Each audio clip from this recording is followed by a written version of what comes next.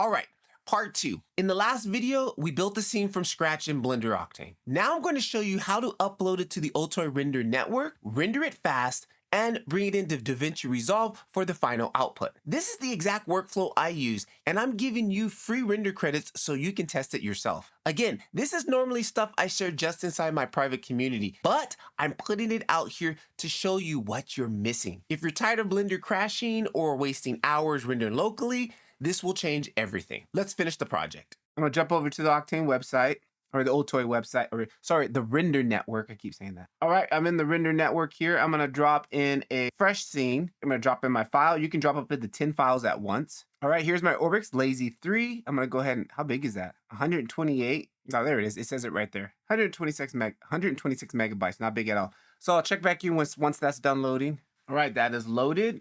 I'm gonna close that. All right, and then we just wait for this to process, which is to take like less than a minute. Oh, wow. We finally have a changing of the guards. And our 30-day leader, Bird8, is ahead of Carlos by 1 point, 196 to 195. That's pretty cool. 7-day, 55 to 56. That's really cool.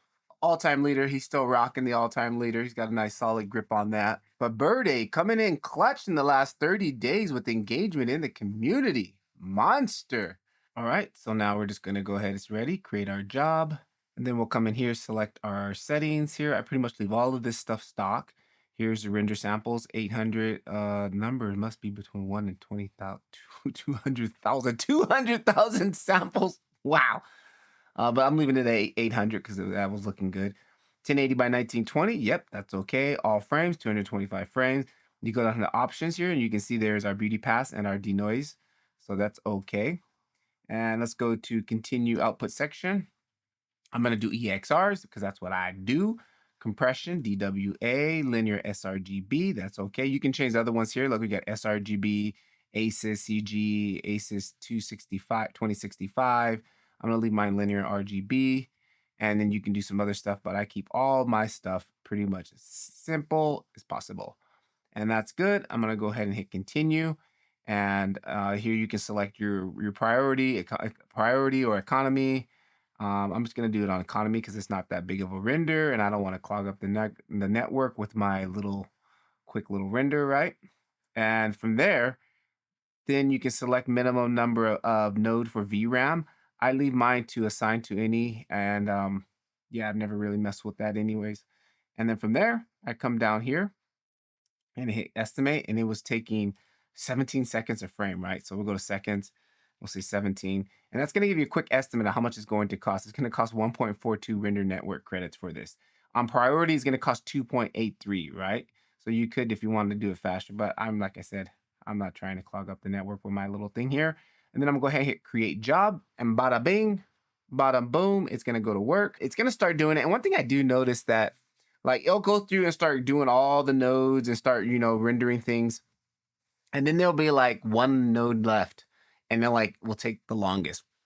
I don't know why, but like the last one, it just will take the longest. It'll just be hanging around for the last one.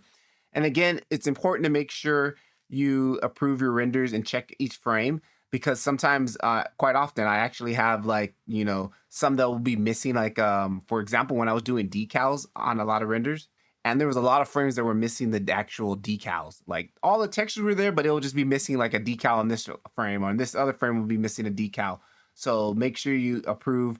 And once these start filling up orange, then you can go ahead and start checking them out, and then we'll get to the next step. Unfortunately, camera battery died. So they're all done. What I do now is I basically come up here and go play. This is an easier way to review all the frames and make sure that everything looks good. And it's just gonna step through each frame. And I'll kind of let it do its thing here. And what you're looking for, in my case, is make sure nothing goes black. Like sometimes you might get the texture or just go black and then it's missing. So I'm just looking for anything that's out of the ordinary. And so far, everything looks pretty good. And then you can also just come into, if I back up and go back to, come here and click on review frames, and then you get a picture like this. So I can just scroll through here quickly and look through and make sure everything looks okay.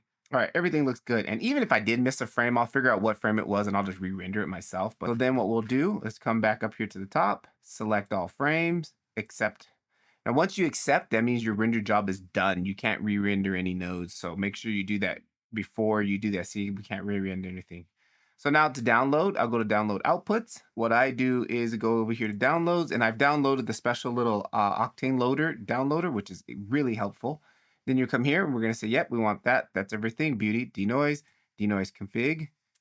Then I'll come over here, copy link to clipboard, and then scroll back to my desktop and then use this right here, this network downloader, network manager. And then I'll come here and then first select where you want the files to be saved to, right? And then paste it right here. That's where it's going to be saved. And then I come over here, and copy, and then come back over down here, Control V, and then it's gonna ask me where I wanna save it. And I just did that, kind of did it backwards. Control V, up, there it goes. And now it's just gonna go through and download everything. Way quicker than doing it in the browser. All right, that is finished. And you notice we have some red ones. Those ones didn't download it. You can just right click on it, hit re-download, just like that. And then boom, I'll re-download those. All right, boom. Once that's done, we can go to our folder. And then I can double click on here, hit play.